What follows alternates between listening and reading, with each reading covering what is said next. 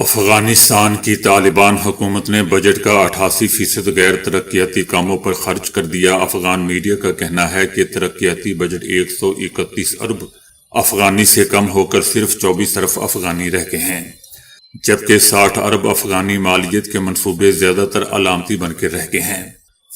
طالبان نے معاشی اور سماجی شعبوں کو ترجیحی فہرست سے خارج کر دیا ہے۔ افغان میڈیا کی رپورٹ میں یہ بھی بتایا گیا ہے کہ افغان طالبان رجیم نے 4.1 ارب افغانی کی ہیری پھیری بھی کی۔ اس کے علاوہ افغان طالبان رجیم نے جنگجوؤں کے لیے بجٹ کا بڑا حصہ مختص کیا، جبکہ ملا ہیبت اللہ کی سیکیورٹی کے لیے بھی اربوں افغانی مختص کر دیے گئے۔ صدر ٹرمپ نے کہا ہے کہ اگر ایرانی حکومت نے میری جان لینے کی کوشش کی تو ان کے ملک کو تباہ کر دیا جائے گا۔ امریکی میڈیا کو انٹرویو کے دوران جب صدر ٹرمپ سے ایران سے ملنے والی دھمکیوں سے متعلق سوال کیا گیا تو ان کا کہنا تھا کہ میرے خیال میں وہ ایسا کچھ نہیں کریں گے، تاہم میں نے اس حوالے سے ایک نوٹیفیکیشن پہلے ہی تیار کر رکھا ہے۔ اگر ایران مجھے مرواتا ہے تو امریکہ ایران کو مکمل طور پر تباہ کر دے گا۔ یاد رہے دوستو کہ ایک حالیہ بیان میں ایرانی سپریم لیڈر آیت اللہ خامنائی نے کہا تھا کہ ایران میں حالیہ مظاہروں کے دوران اموات اور نقصانات کے لیے امریکی صدر ٹرمپ ذمہ دار ہیں، جبکہ دوسری جانب چند روز قبل ایک سابق امریکی سفیر نے بھی دعویٰ کیا تھا کہ صدر ٹرمپ آئندہ ہفتوں میں خامنائی کو مروانے کی کوشش کریں گے۔ ترکی نے اپنی سرحدوں خاص طور پر شام اور ایران کے ساتھ کردوں اور دیگر عسکریت پسندوں کی دراندازی روکنے کے لیے دیواریں بنا رکھی ہیں۔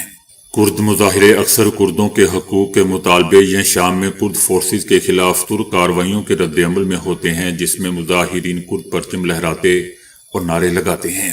ترکی نے یونان کی طرف سے اپنی سرحد پر تعمیر کردہ دیوار کو شرمندگی کی دیوار قرار دیا ہے، جسے تارکین وطن کو روکنے کے لیے بنایا گیا ہے۔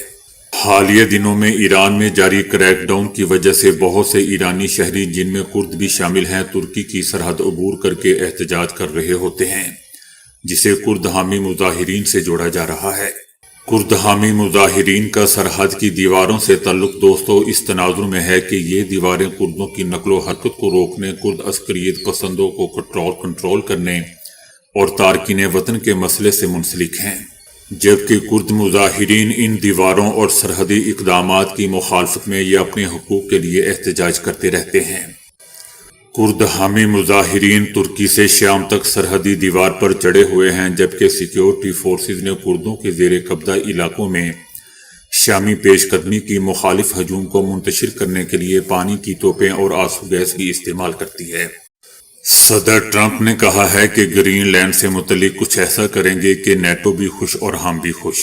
صدر کا کہنا تھا کہ نیٹو کے پاس امریکہ نہیں تو نیٹو زیادہ مضبوط نہیں ہے۔ نیٹو کے لیے جتنا کام میں نے کیا کسی شخص صدر نے نہیں کیا۔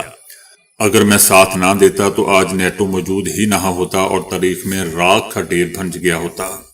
صدر ٹرمپ کا یہ بھی کہنا تھا کہ سابق وینزویلا کے صدر نکولس سے جیل میں ملاقات کرنے میں کوئی دلچسپی نہیں ہے۔ ٹیرف سے متعلق صدر ٹرمپ کا کہنا تھا کہ سپریم کورٹ ٹیرف سے متعلق کیا فیصلہ دے گی، معلوم نہیں کہ کیس ہار گئے تو سینکڑوں ارب ڈالر کے ٹیرف واپس کرنا پڑ سکتے ہیں۔ ٹیرف قانونی طور پر نافذ کیے گئے ہیں اور اب وصولیاں واپس کرنا بہت مشکل ہوگا۔ آسٹریلیا میں 48 گھنٹوں کے دوران شارک کے 4 حملوں کے بعد کئی ساحل بند کر دیے گئے ہیں۔ یہ کارروائی شارک کے حملوں کے متعدد واقعات کے پیش آنے کے بعد سامنے آئی ہے۔ پولیس، لائف گارڈز اور میری لائف حکام نے خبردار کر دیا ہے کہ کئی دنوں کی شدید بارش کے بعد سمندری حالات بدستور خطرناک ہیں۔ آسٹریلوی حکومت کا بھی کہنا ہے کہ ساحل کے زیادہ تر حصے میں پانی کا معیار اس وقت غیر محفوظ ہے، اس لیے لوگ تیراکی سے مکمل گریز کریں۔ اس سے پہلے دوستو اتوار کی دوپہر نیلسن پارک کے قریب ایک 12 سالہ لڑکا شارک کے حملے میں شدید زخمی ہو گیا تھا۔ ڈی وہائی بیچ پر بھی ایک 11 سالہ لڑکے پر شارک نے حملہ کیا، لیکن خوش قسمتی سے وہ محفوظ رہا اور اسی دن ایک 27 سالہ شخص کو بھی شارک نے کاٹا، جسے نازک حالت میں ہاسپٹل منتقل کیا گیا تھا۔ مختلف ساحلوں پر شارک کے حملوں کی اطلاعات موصول ہونے کے بعد حکومت نے تمام ساحل کم از کم جمعرات تک بند کر دیے ہیں۔